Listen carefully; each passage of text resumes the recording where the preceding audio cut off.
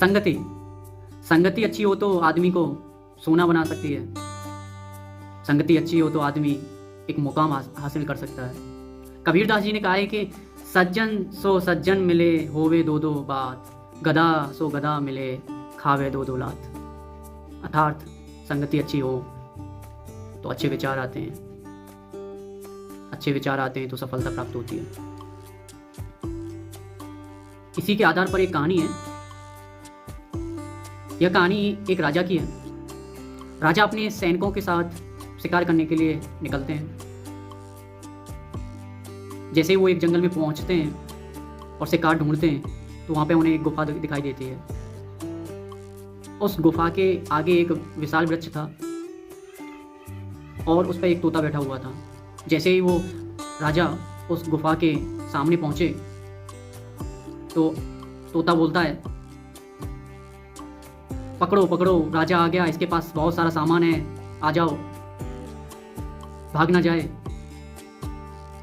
वो गुफा डाकुओं की थी, उसमें डाकू रहते थे, चोर रहते थे।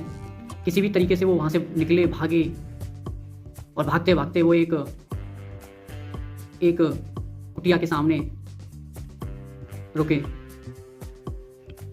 वहाँ पे भी एक तोता था और तोता बोलता है कि आओ सज्जन, विश्राम करो, हमारे महाराज जी की कुटिया है, जलपान कीजिए, आइए।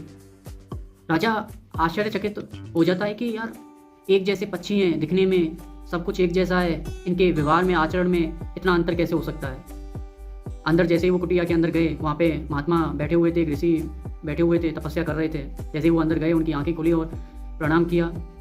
सबसे पहले राजा जी ने उनसे ये पूछा कि गुरुजी, पक्षी एक जैसे हैं लेकिन इनके व्यवहार में इतना बड़ा अंतर क्यों है। तो ऋषि जी बोलते हैं एक बड़ा अंतर है, वो है संगति। वो उस संगति में रहता है तो उसका व्यवहार उस तरह का हो गया है। ये तोता इस संगति में रहता है, अच्छी संगति में रहता है, तो इसके व्यवहार में बहुत बड़ा अंतर है। जैसी संगति होगी वैसा ही मनुष्य बनता है, जैसी संगति होगी वो वैसा ही सफलता पाता है। किसी ने ये भी कहा है कि यदि आपको उस मनुष्य के बारे में जानना है तो उसको ना देख के उसके मित्रों को देख लो।